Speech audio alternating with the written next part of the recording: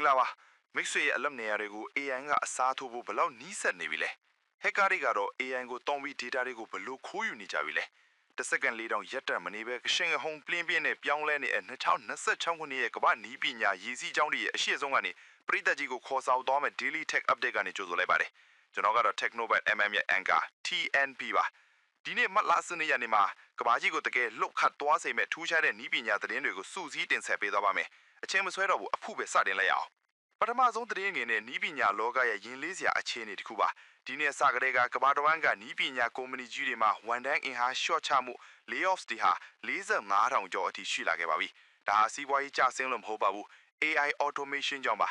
Amazon, Meta နဲ့ Block တို့လိုကုမ္ပဏီကြီးတွေဟာရိုးရှင်းတဲ့အလုပ်တွေနဲ့ front end, back end ခုရေးတာတွေအပါအဝင်လုပ်ရိုးစွင် workflow တော်တော်များများကို AI နဲ့အစားထိုးလိုက်ပြီး lean organization တွေအဖြစ်အတွင်းပြောင်းနေကြပါပြီတဘောကတော့လူသားတွေအနေနဲ့ AI assisted tool တွေကိုကိုယ်တိုင်ကျွမ်းကျင်ကျင်မသုံးနိုင်ရင်အလုပ်ကောင်ဈေးကွက်ထက်ကနေအလိုလိုထွက်သွားရမယ့်အခြေအနေကိုရောက်နေပြီဆိုတာပါပဲဒီလို AI ရဲ့ရိုက်ခတ်မှုဟာ tech လောကတွေမဟုတ်ပါဘူးUK လွတ်ထောကနေ NHS ပြည်တိုင်ကျန်းမာရေးစနစ်မှာ Google ရဲ့ Alpha Genome လို့ AI တွေမျိုးယူပြီးတဲ့ကုသုံးတွေကိုသုံးဖို့စုံစမ်းစစ်ဆေးမှုတွေတရားဝင်စတင်နေသလိုဥပဒေရေးရာနယ်ပယ်မှာဆိုရင်လည်း ABA Tech Show 2026မှာ Boss AI World အတွက်ရှင်းနေတွေကစာချုပ်စစ်ဆေးတာတွေကို AI နဲ့အကေအဝအလိုလျောက်လှုပ်ဆောင်နေကြပါပြီ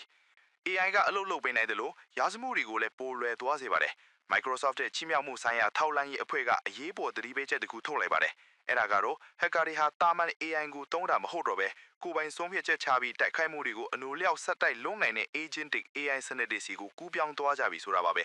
ရိုးရိုးလုံခြုံရေးစနစ်တွေကဒီကောင်တွေကိုမတားနိုင်တော့ပါဘူးဒါအပြင် Q-Ray လို့ခေါ်တဲ့ quantum computer တွေကလက်ရှိ encryption တွေကိုဖောက်ထွင်းနိုင်မယ့်အန်ဒီရယ်လည်းနီးကပ်လာတဲ့အတွက် tech giant တွေက post quantum cryptography စံနှုန်းတွေကိုမထိမနေပြောင်းလဲအသုံးပြုဖို့တွန်းအားပေးနေကြပါတယ်လုံခြုံရေးအတွက် infrastructure တစ်ခုလုံးကိုအတစ်ပြန်တည်ဆောက်ရမယ့်အချိန်ပါ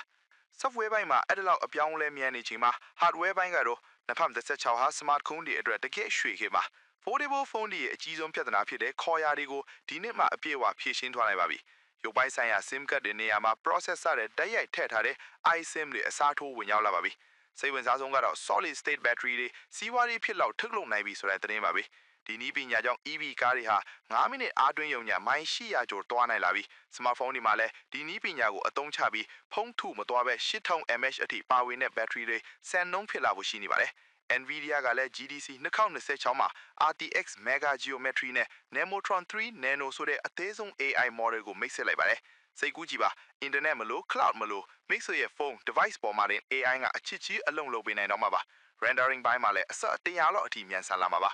ဒီလိုခင်လွင်နည်းပညာတွေရဲ့နောက်ွယ်မှာပေးဆက်ရမယ့်အချိန်တရားတွေရှိပါတယ် AI တွေကိုမောင်းနှင်းကုန်လို့အဲ့တဲ့ computing power ကြောင့် data center တွေရဲ့ရေအသုံးပြုမှုကအစအနံမြင့်တက်လာပါပြီ American နိုင်ငံထဲမှာတင်ရေပေးဝေမှုအခြေခံအဆောက်အမှုအတွက်ဒေါ်လာ58ဘီလီယံအထိယင်းနှိမ့်မြုပ်နှံဖို့လိုအပ်နေပြီဆိုပါတယ်တဘာဝပတ်ဝန်းကျင်ဆိုင်ရာစီးမြန်းတွေပိုတင်းကျပ်လာဖို့ရှိပြီး tech company တွေအတွက်ရေ water efficiency ဟာမထိမနေဖြည့်ရှင်းရမယ့်စိန်ခေါ်မှုတစ်ခုဖြစ်လာနေပါပြီဒီနေ့တင်ဆက်ခဲ့တဲ့ Daily Tech Update မှာတော့ software အလိုလိုပုံတွေကနေစိုက်ပါလုံခြုံရေးအဆင့်မြင့်တက်မှုတွေကနေ solid state battery အထိအရေးပါတဲ့အကြောင်းအရာတွေကိုကြစ်လေတင်ဆက်ပေးခဲ့ပါတယ်ဗီဒီယိုကိုအဆုံးထိကြည့်ပေးတဲ့အတွက်ကျေးဇူးတင်ပါတယ်နောက်ဆုံးနည်းပညာသတင်းတွေကိုအမြဲသိနေဖို့ subscribe လုပ်ဖို့လည်းမမေ့နဲ့နော်ကျွန်တော်က TNB ပါနောက်ဗီဒီယိုမှာပြန်တွေ့ကြမယ်